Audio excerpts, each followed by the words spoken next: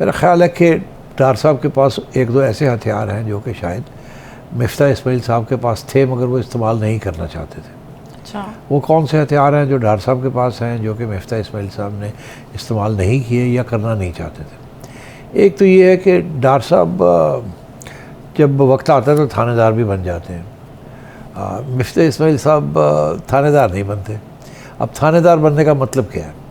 मतलब ये कि अभी आप देख लीजिएगा क्या होता है, जैसे ही डार साहब ओहदा ले अपना हल्फ उठाएंगे और फाइनेंस लेंगे, 48 घंटे के अंदर अंदर ये कराची पहुंच जाएंगे।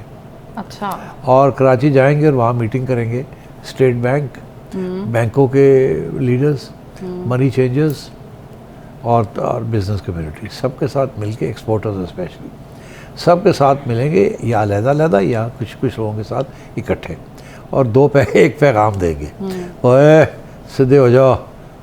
ठीक, अब वो ओए सीधे हो जाता की पैगाम है? ठीक, वो पैगाम ये है कि आप जो मनी चेंजर्स हैं, आप स्पेकुलेशन, होर्डिंग, ये चलाकियाँ बंद कर दें और जो रेट बनता है मार्केट का उसी को लगाएं, ऊपर नीचे करने की कोशिश ना करें, क्योंकि आप लोग जैसे स्टॉक मार्केट को ऊपर नीचे किया जाता है, मैनिपुलेट किया जाता है, आप इसको भी मैनिपुलेट करते हैं। मुझे सब पता, पहले भी मैंने आपको टाइट किया था और आप सीधे हो गए थे। अब मैं हटा हूँ तो आप फिर नाजायज़ फ़ायदा उठा रहे हैं, सीधे हो जाएं, नहीं तो मैं चुक चुक के जेल आज पा देगा। तो पहली पैगाम। दूसरा पैगाम बैंकों को, जो है तो आप लोग स्पेकुलेट करते रहे, आप लोगों ने अरबों रुपए प्रॉफिट बना लिया है, डॉलर लेके खरीद के रखना फिर बेचना। बैंक्स का काम नहीं है कि स्पेकुलेट करना, स्पेकुलेशन तो बड़ी बड़ी बुरी चीज़ होती है। इसलिए आपको भी ये करते रहे। मुझे पता है, ये सारे मेरे पास लिस्ट है कि आप लोगों ने कितने पैसे बनाए हैं, ये सारे जब डॉलर ऊपर नीचे ये जो होता रहा है, और आप लोग you been pushing the rate up, I know all about use. और वो उस लिस्ट के अंदर एक दो गवर्नमेंट के अपने बैंक्स भी हैं, नेशनल बैंक वगैरह, तो उनको भी वो टाइट कर देंगे कि आप सीधे हो जाओ, नहीं तो मुझे पता क्या आप लोग कर रहे हैं, बंद कर दो ये प्रॉफिट टेकिंग करना, ये अवाम को इससे बड़ा नुकसान हो रहा है। फिर वो जाएंगे स्टेट बैंक के पास, स्टेट बैंक को कहेंगे भाई ठीक है, IMF का बड़ी पाबंदियाँ थी आपके ऊपर और कि इंटरवेंशन नहीं करनी, मगर आपको भी कुछ एहसास तो होना चाहिए था कि इतनी महंगाई हो रही है, ये डॉलर इतना ऊंचा जा रहा है, तो क्या अर्थ था अगर आप $500 बिलियन या 250 मिलियन जब ये बहुत ऊपर शूट कर रहा था तो फेंक देते मार्केट के अंदर, एकदम इसकी क्लाइम जो रुक जाती थी और कॉन्फिडेंस आ जाना था सबके अंदर कि गवर्नमेंट जो है एक्सचेंज रेट को एक हद से आगे नहीं बढ़ने देगी।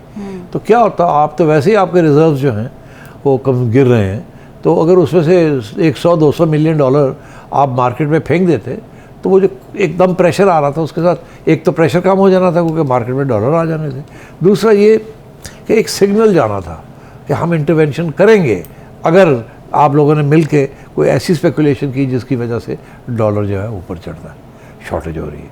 तो आपने भी नहीं इंटरवेंशन की जब आपको करनी चाहिए थी। फिर वो बिज़नेस कम्युनिटी को कहेंगे, ओए मुझे पता है आप सारे एक्सपोर्टर्स का, आप लोग करते क्या है कि सारे पैसे लंदन में रख लेते हैं, आपने कंपनियां वहाँ बनाई हुई हैं, मुझे पता है आप जो एक्सपोर्ट करते हैं उन कंपनी के ज़रिए करते हैं, यहाँ से आप उस कंपनी को भेजते हैं, वो आगे भेज देती है, अपनी कमीशन रखते हैं, वो भी आपकी कंपनी, और फिर पैसे सारे उसके पास आते हैं पहले, फिर वो आपको भेजती है। तो आपने लंदन में आपने पैसे इकट्ठे किए हुए थे, वहाँ आपने बैंकों में रखे हुए थे, और आप इंतज़ार कर रहे थे कि डॉलर की कीमत ऊपर बढ़े तो फिर आप डॉलर पाकिस्तान लेके आएंगे। तो ये मुझे सब पता है। मुझे ये भी पता है कि आप लोगों में से टेक्सटाइल वालों, मुझे ये भी पता है आप लोगों ने नए फ्लैट्स कहाँ ख़रीदे हैं लंदन के अंदर, कौन सी नई कम्युनिटी डेवलपमेंट हो रही है, कौन से बैंक्स इन्वॉल्व हैं जिनके ज़रिए आप लोग सब ये जो पैसा आपने वहाँ रखा हुआ है वो आप दिखा के और आप मॉर्गेजेस ले रहे हैं और आप डाउन पेमेंट्स कर रहे हैं, मुझे वो भी पता सारा कुछ। अच्छा जी, तो इससे क्या होगा कि, और ऑलरेडी उनको पता चल गया है कि वो जो पैसे लंदन में पार्क हुए हुए होते हैं वो वापस आ जाते हैं, वो एक महीना जो वहाँ रखते हैं वो नहीं रखेंगे, यहीं ले आएंगे। जब पैसे वापस आते हैं तो वो स्टेट बैंक को दे दिए जाते हैं, तो स्टेट बैंक की रिजर्व्स बढ़नी शुरू हो जाती हैं। इसी तरीके के साथ ये तो हो गया ना टेक्सटाइल और एक्सपोर्टर्स वालों का काम। फिर इसी से मनी चेंजर्स, उनको भी टाइट किया जाएगा। बैंक्स को कहा जाएगा आप स्पेकुलेशन आपने नहीं करनी, आपने डॉलर ख़रीदना बेचना नहीं है, ये आपका काम नहीं है, you are not a currency dealer. आप हैं but you are not a primary currency dealer, आप अपना काम करें, इंपोर्ट एक्सपोर्ट, ये जो है ना करेंसी स्पेकुलेशन करना, करेंसी के ऊपर पैसे बनाना, मेहरबानी करें मनी, हाँ ये ना करें। और तो इस किस्म की हर एक पार्टी को जिसका इसमें हाथ रहा है उनको बुला के और उनको टाइट कर देंगे। तो वो पैगाम ऑलरेडी पहुंच गया है, और ये नहीं कि ये कोई नई बात करने वाले हैं। 2 दफ़ा पहले भी डार साहब ने इसी किस्म की सूरत हाल को कन्फ्रंट किया था। एक 1998 में भी, जब 1998 में जबकि हमने न्यूक्लियर एक्सप्लोजन की थी और उस वक़्त एकदम फ्रीज़ कर दिए थे सारे अकाउंट्स, और 40 रुपए का डॉलर था और रातों रात ये 60-65% पे पहुंच गया था, क्योंकि गवर्नमेंट ने सारा रोक लिया था फॉरेन करेंसी अकाउंट्स।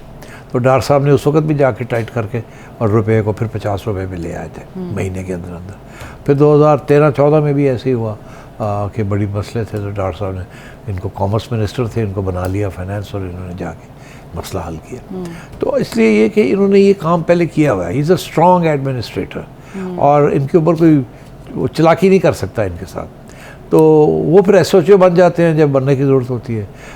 अब IMF के साथ जब बात करने की ज़रूरत होती है तो वहाँ वो ठीक ठाक टाई पहन के जानते हैं और बड़े प्यार से बात करते हैं।